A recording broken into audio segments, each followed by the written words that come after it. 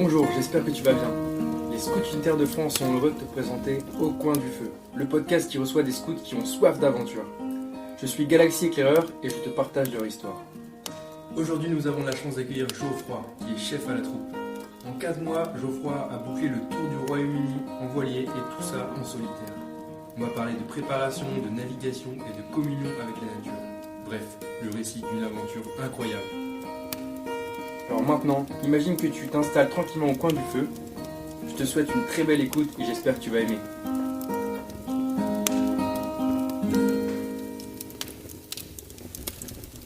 Donc bonjour Geoffroy.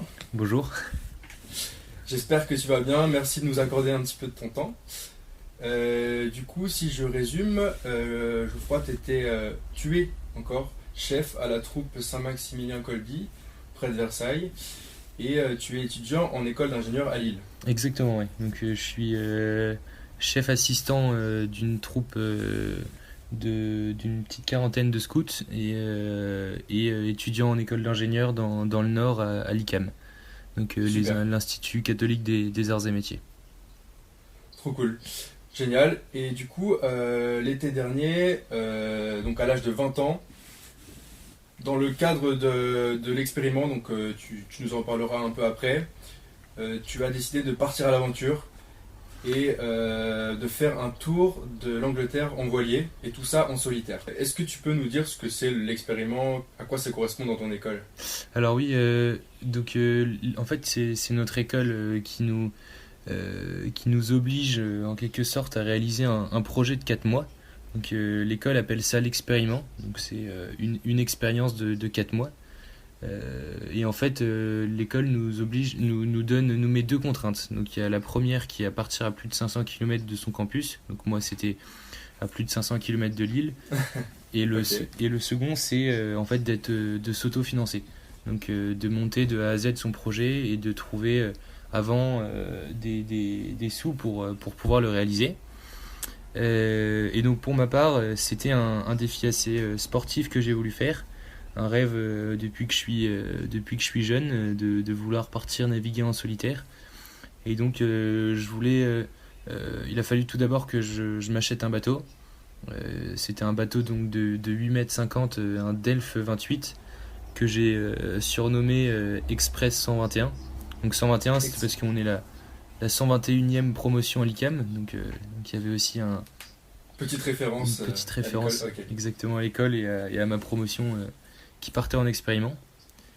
Et l'express parce que j'imagine qu'il filait très vite dans l'eau. Exactement, ouais. Donc je voulais un mot en fait un peu rapide et avec aussi l'expériment, donc j'ai pris les 3 premières lettres et donc je l'ai appelé Express.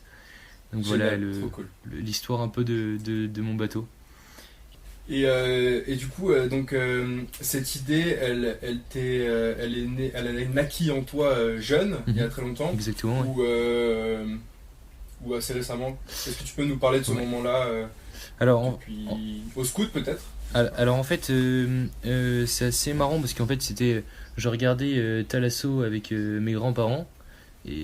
Et en fait je regardais cette émission et c'était là un jeune qui venait de battre le record du tour du monde en voilier et du coup d'un coup j'ai eu des étoiles dans les yeux et je me suis dit qu'il fallait que je parte affronter les mers en solitaire aussi. Et malheureusement j'ai pas battu son record et j'ai fait que le tour de la Grande-Bretagne, mais c'était déjà une première pour moi. Donc voilà, en fait ce projet il est je l'ai depuis vraiment très très jeune et en fait cette chance d'avoir l'expériment à l'ICAM, c'est grâce à ça que ça m'a permis de réaliser mon expériment et de pouvoir partir 4 mois en bateau. D'accord. Et tu n'étais pas dans une troupe marine ? Non, alors c'était des SUF terriens quoi. Donc, d'accord. Et par contre, tu avais l'habitude de faire du bateau peut-être avec ta famille ? Oui, alors mon grand frère est à l'école navale, donc on est assez baigné dans la marine. On est assez marin dans la famille. Et c'était la première fois que je partais naviguer en solitaire. J'avais jamais fait de solitaire avant. Et j'avais pas une très très bonne connaissance à mon avis encore de tout ce qui est milieu maritime, mais j'étais tellement passionné que je pense avoir développé un instinct marin, et c'est ce qui m'a permis en fait d'accomplir ce rêve et ce projet. Mais avant en fait c'était voilà, j'avais participé à 2 régates en Bretagne, et on avait fait quelques croisières familiales. D'accord. Et donc voilà. Une régate, c'est une course de bateau, c'est ça? Exactement, ouais, ouais. Donc une course de bateau. La mienne était à la Trinité, en Bretagne Sud, sur le bateau d'un de mes oncles. Et en fait, c'est voilà, une course de bateau. Voilà, une course de bateau, ouais. Ok. Et du coup, dans le cadre de cet expériment proposé par ton école, Mhm. tu as décidé de partir seul. Est-ce que c'était imposé par ton école ou c'était un choix personnel? Alors, l'ICAM nous impose rien du tout. Elle nous conseille énormément en fait dans nos choix, et elle nous en valide quand même certains. Moi, ça a été un choix personnel, voilà, de partir pendant 4 mois en solitaire. J'avais envie de me découvrir et de voir un peu comment je réagis seul face à cet élément qui est la mer, etc. Et, euh, et donc en fait oui, c'était vraiment un choix personnel de vouloir partir en solitaire et de braver la mer, et de prendre des décisions seul. Enfin, apprendre à me connaître plus en profondeur aussi. Et donc c'était un choix personnel de partir. Mais j'ai d'autres copains qui sont partis à plusieurs, ou qui rencontraient d'autres personnes. Moi c'était vraiment un choix de partir seul. D'accord, super. Euh, on va un petit peu rentrer maintenant dans la préparation de ton projet. Ouais. Euh, du coup, est-ce que tu peux nous parler de ces moments-ci de préparation? Tu avais combien de temps pour te préparer ou combien de temps à l'avance tu as commencé à chercher le bateau? Parce que finalement, tu n'avais pas encore de bateau. Mhm. Et comment tu as orienté tes choix en fonction du type de bateau? Tu nous as dit que tu voulais un bateau rapide. Est-ce que tu peux nous parler de tout ça? Ouais. Voilà. Alors, donc moi, ce que je te disais en fait, c'est que voilà, ce projet d'expériment, dès que je suis arrivé à l'ICAM, je savais qu'on avait un expériment à faire. Et assez rapidement, voilà, je me suis dit, il faut que tu profites de ces 4 mois pour réaliser donc, ton rêve et de partir 4 mois en solitaire en bateau. Donc en fait, dès la milieu de la deuxième année à l'ICAM, j'ai commencé à rechercher des bateaux. Donc au début, forcément, j'avais quand même un petit budget, donc je pouvais pas acheter des bateaux qui étaient neufs.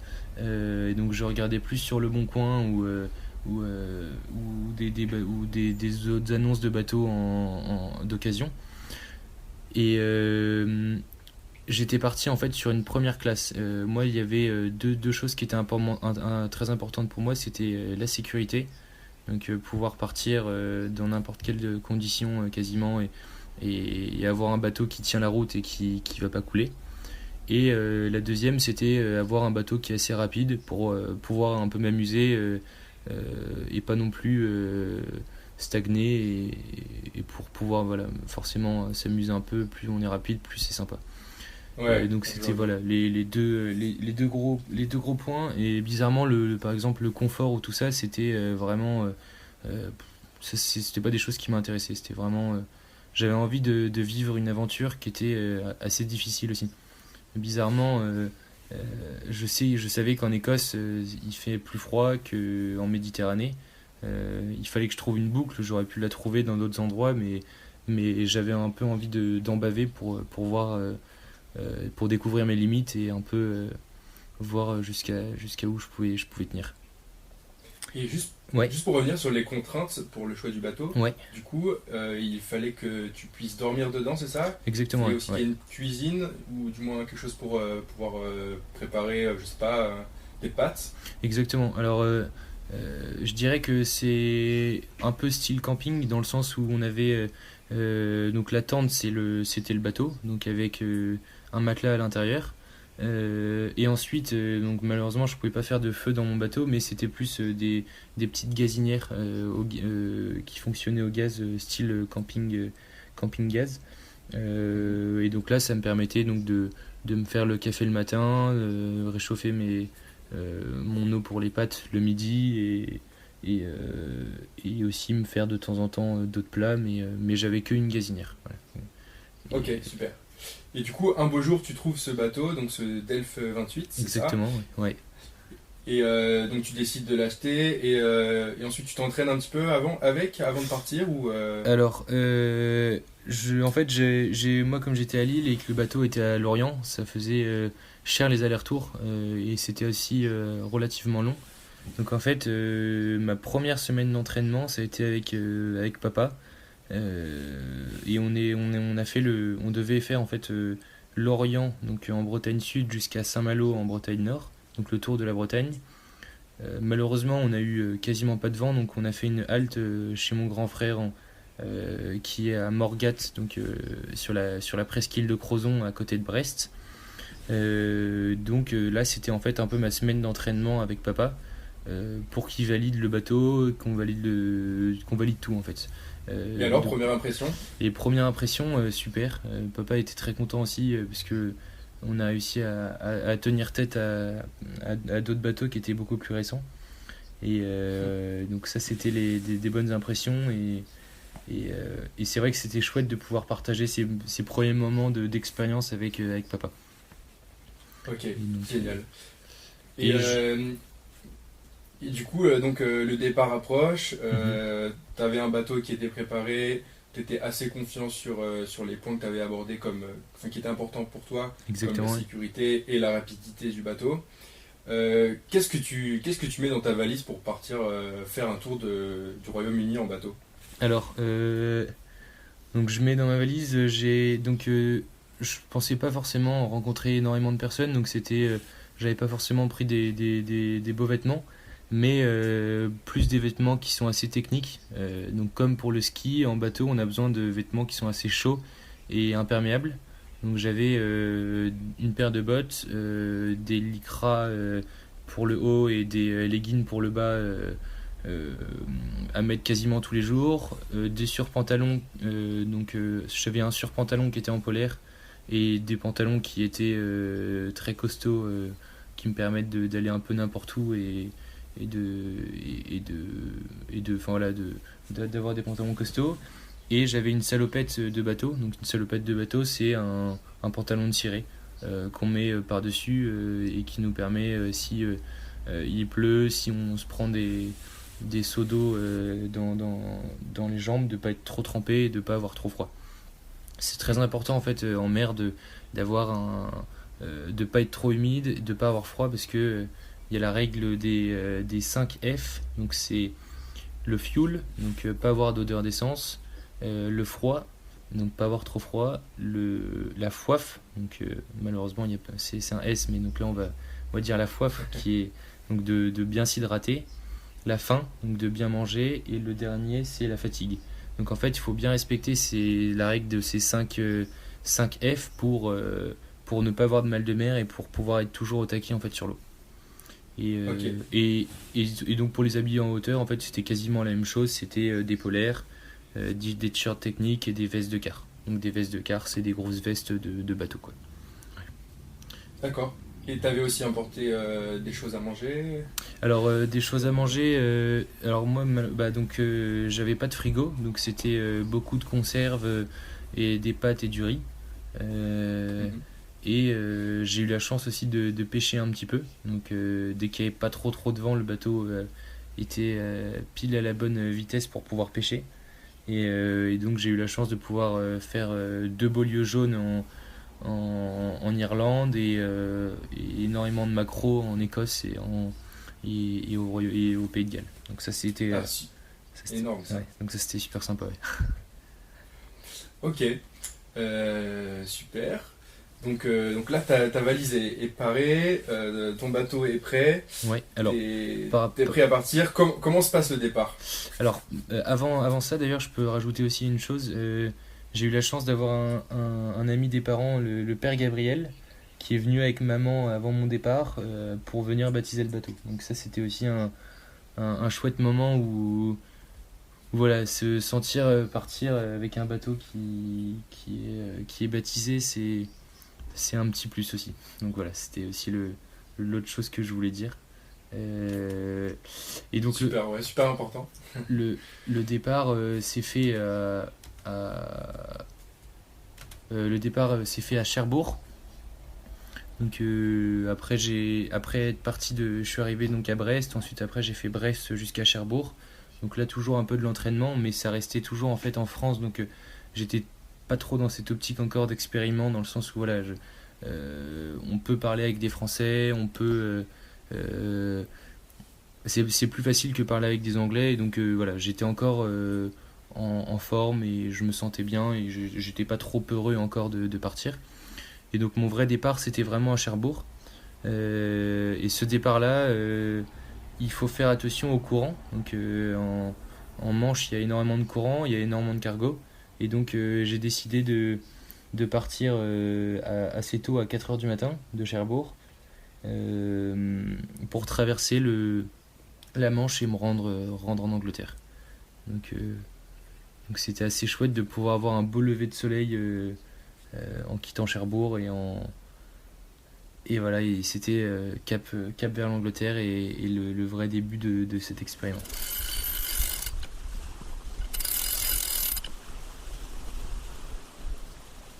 Du coup, donc cap vers l'Angleterre depuis Cherbourg. Pour un petit peu se représenter le trajet que tu avais prévu de faire, Mhm. tu voulais le faire dans le sens des aiguilles d'une montre ou dans le sens opposé, Ouais. en partant de quelle ville en Angleterre?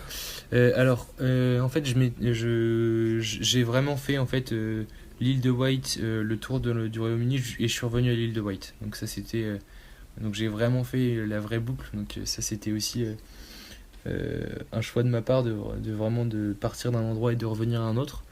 Euh, j'ai choisi en fait de faire le tour par commencer par l'ouest de l'Angleterre et Ok. revenir par l'est.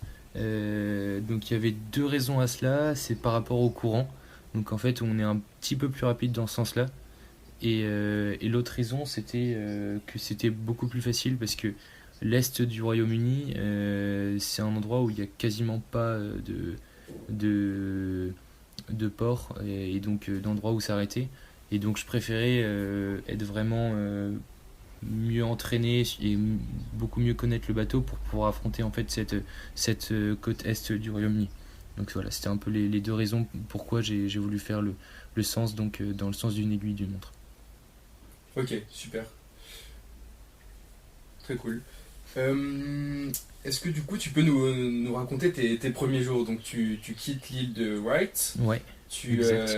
tu prends un cap direction l'ouest du Royaume-Uni. Ouais, c'est ça, ouais. Ouais. Comment se passent ces premiers jours? Tu te sens un peu solo ou bien tu es vraiment déterminé avec cet objectif en tête Euh, qui te drive bien? ouais. Quel est ton Euh, état d'esprit? alors là, en fait, au début, voilà, moi, j'étais hyper heureux sur l'eau. Donc, je prenais un peu mes marques sur le bateau. Je dormais bien la nuit et ça, pour l'instant, ça se passait super bien. Et je pensais pas trop, en fait, voilà, à la solitude et au fait de voir personne. Et donc, ces premiers jours, ça a été vraiment incroyable.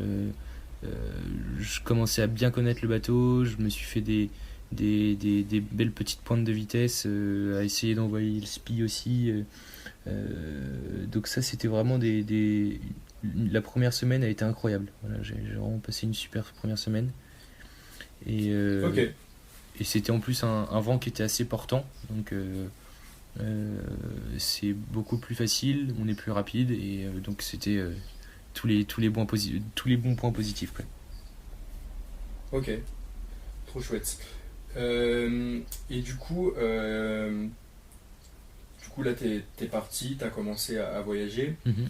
Quels sont les dangers que tu avais identifiés avant de partir ou peut-être que tu as réalisé qui existaient pendant ton voyage? Mhm. Quelles sont aussi les précautions à prendre par rapport à la météo?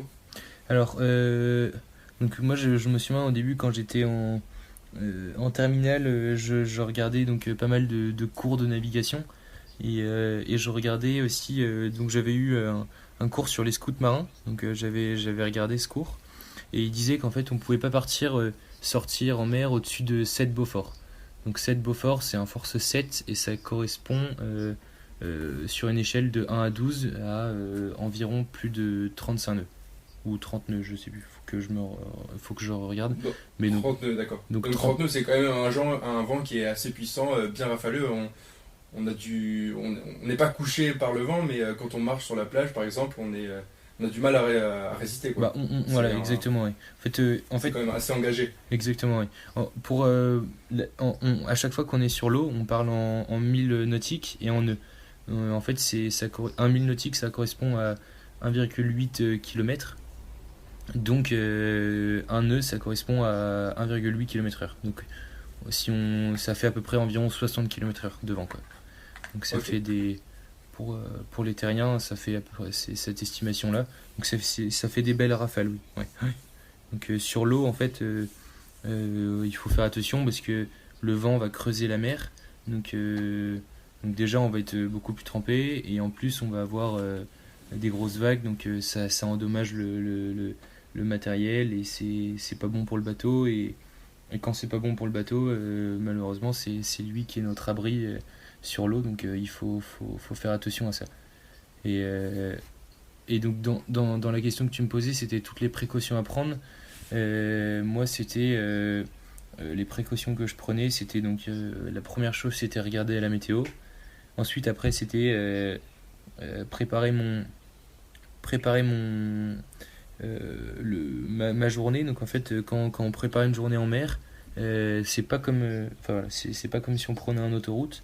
On n'est enfin voilà, on n'est pas, on choisit pas sa direction. Si le vent est de face, bah, on va pas pouvoir aller tout droit, on n'avancera pas.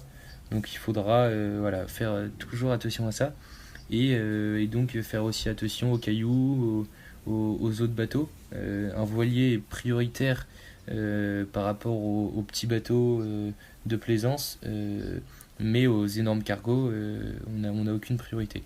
Et malheureusement, si on est en route de collision, donc si on fait la même route et qu'au bout d'un moment on est obligé de se croiser, le cargo bah, va continuer son chemin et le bateau lui va couler malheureusement.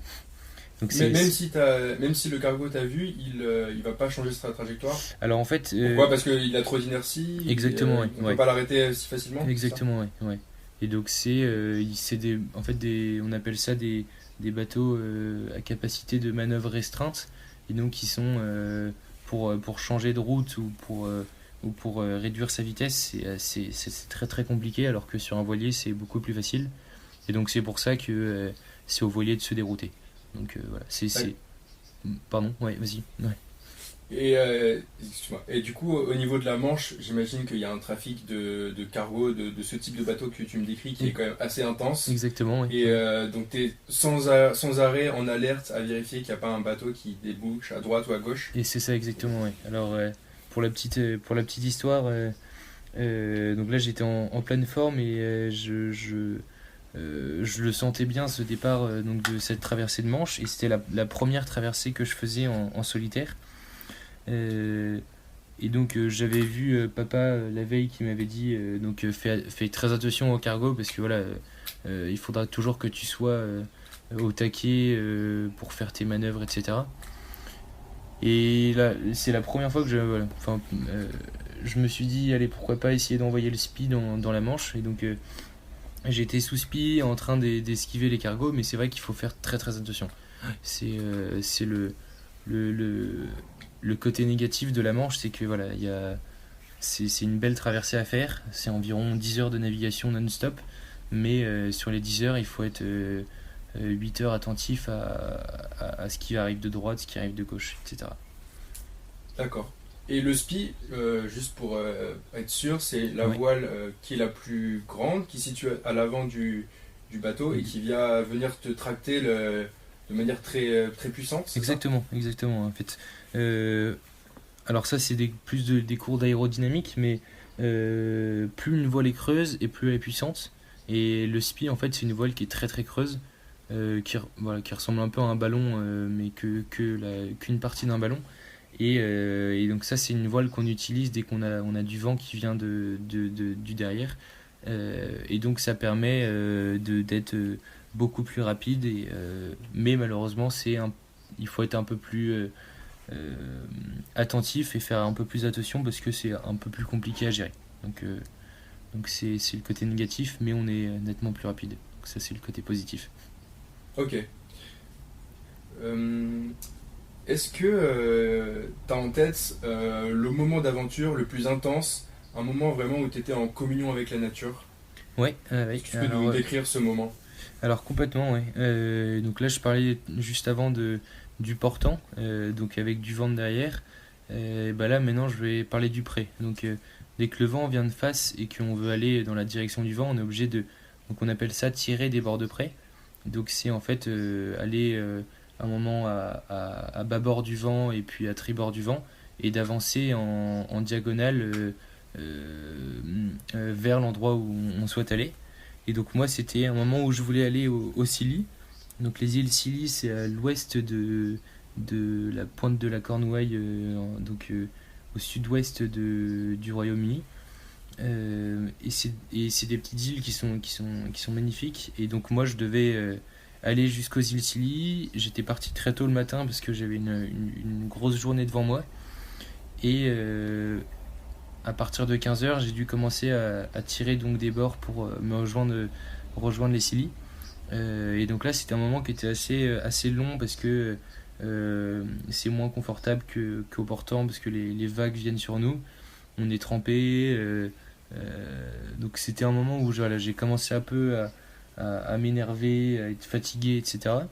Et, et j'ai eu, en fait, c'était la plus belle journée de cet expériment parce que grâce à ça, j'ai eu un super coucher de soleil et l'apparition d'un banc de dauphins qui est venu jouer devant l'étrave du bateau pendant 2 heures. Donc au final, Incroyable. donc non, voilà, j'ai eu une chance inouïe de pouvoir vivre ça alors que 10 minutes avant j'étais énervé parce que j'avançais pas énormément. Donc voilà, donc au final c'était la plus belle journée alors que ça partait mal.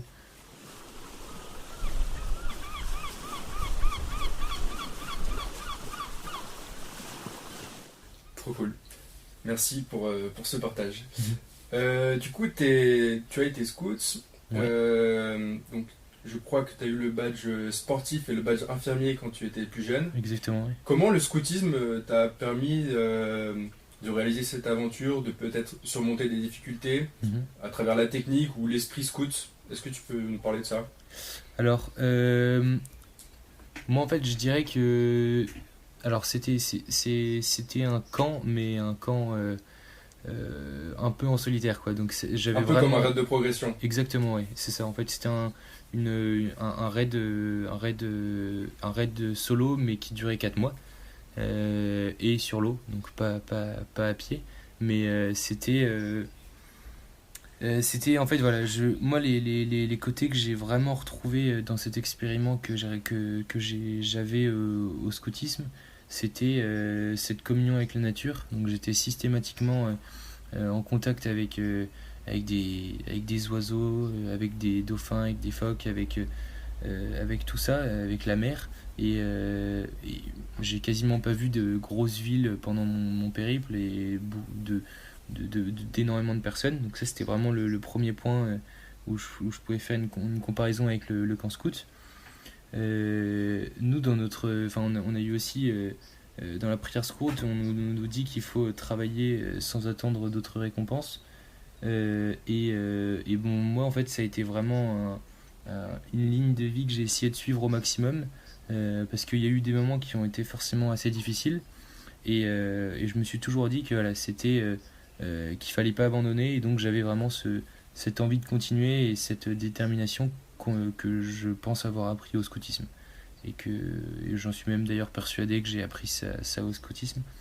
Et donc c'était vraiment les points qui ont été hyper importants pour moi, qui m'ont d'ailleurs permis de réaliser.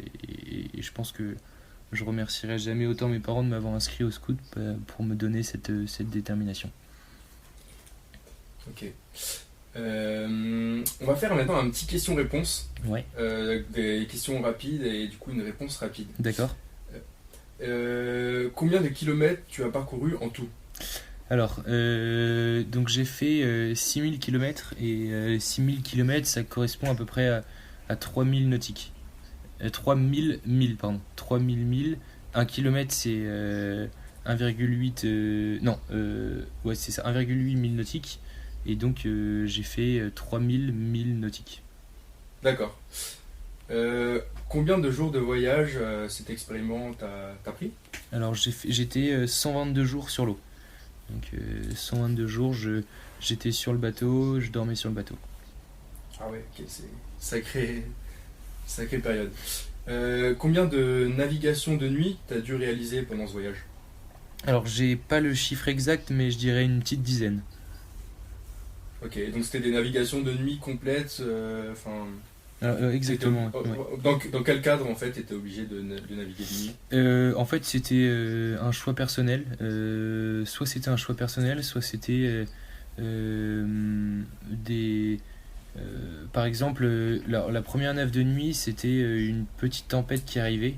Et donc, j'ai décidé de partir naviguer de nuit afin d'éviter la tempête et afin d'être en sécurité dans un port. Et donc, j'avais ces 12 heures devant moi. Donc, ça, c'était ma première navigation de nuit.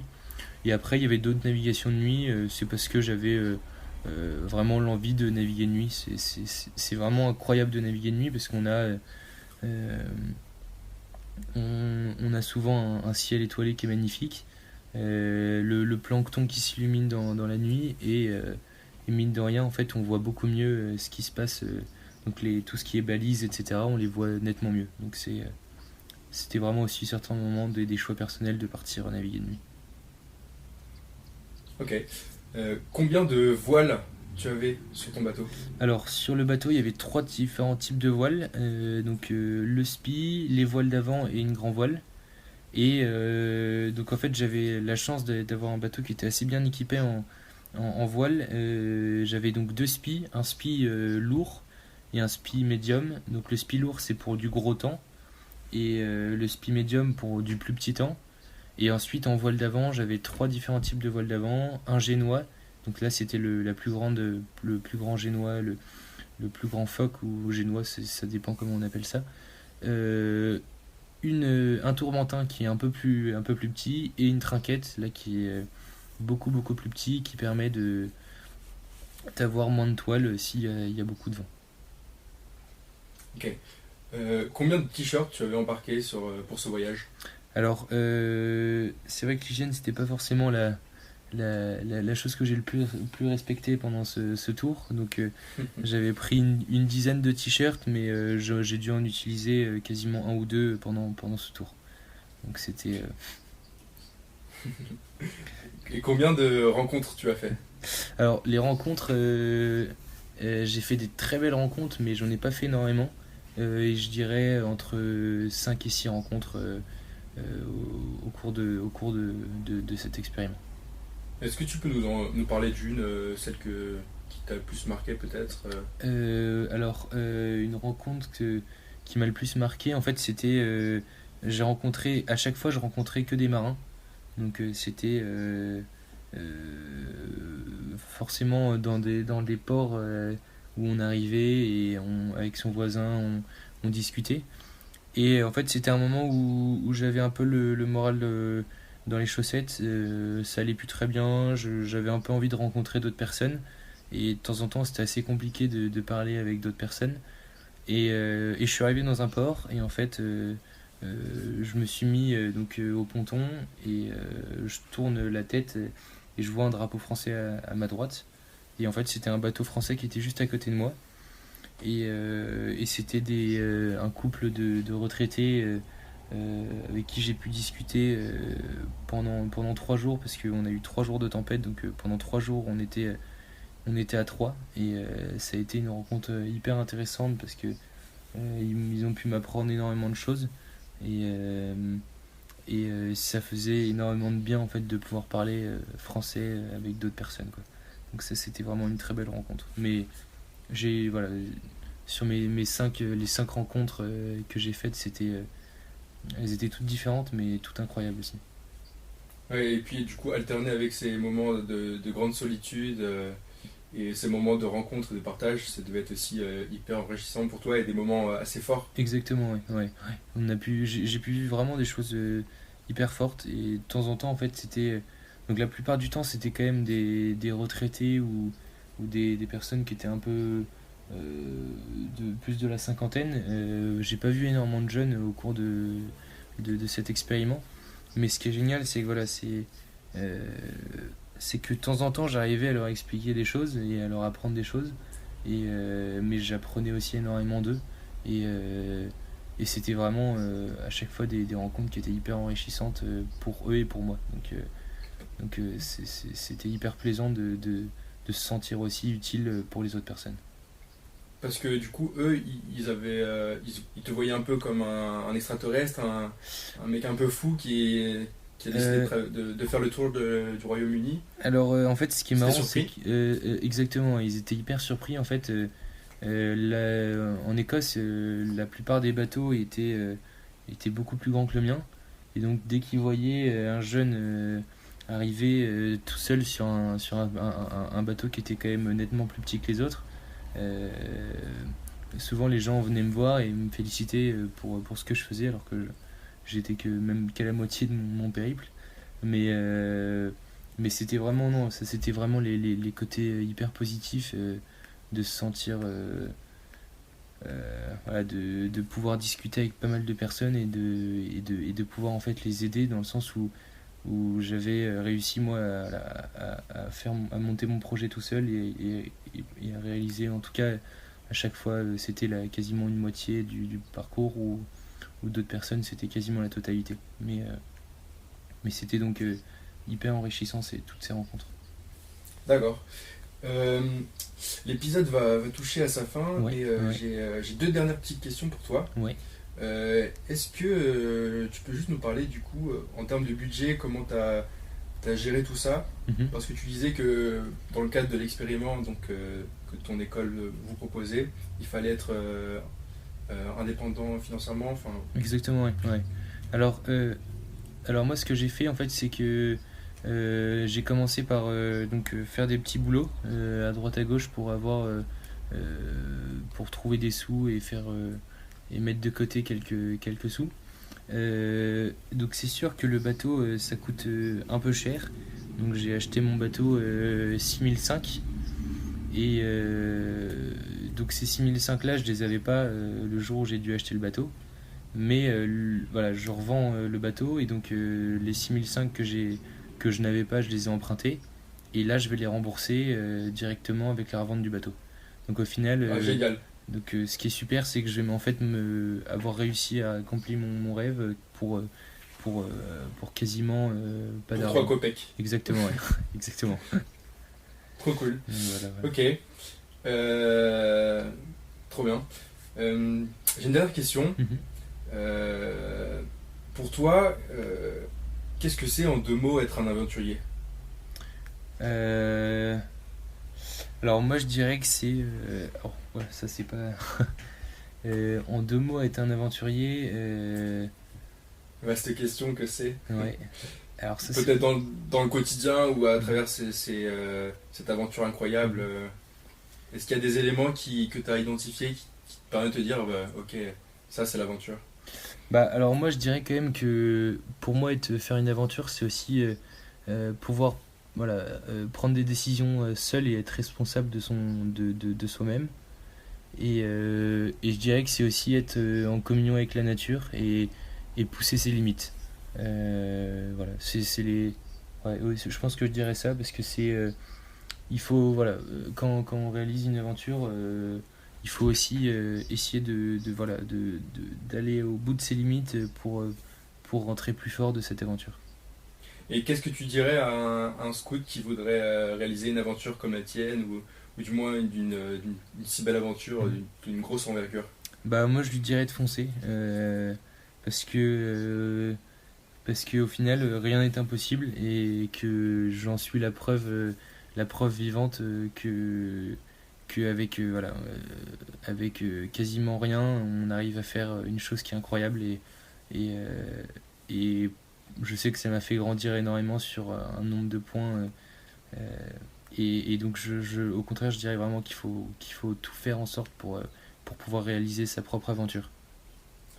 Donc, foncer, aller de l'avant, un peu Exactement. comme l'Express 121 qui Exact. filait à travers les flots. Exactement, oui. Super. En tout cas, merci beaucoup pour ce partage de cette aventure qui est incroyable. Merci beaucoup aussi Voilà. pour ce temps qu'on a pu prendre. Merci, avec plaisir et à la prochaine. À la prochaine. Salut. Salut. Merci d'avoir écouté jusqu'au bout. En tout cas, j'espère que cet épisode t'a plu. Je t'invite à partager ce podcast autour de toi. A très bientôt pour une nouvelle aventure au coin du feu.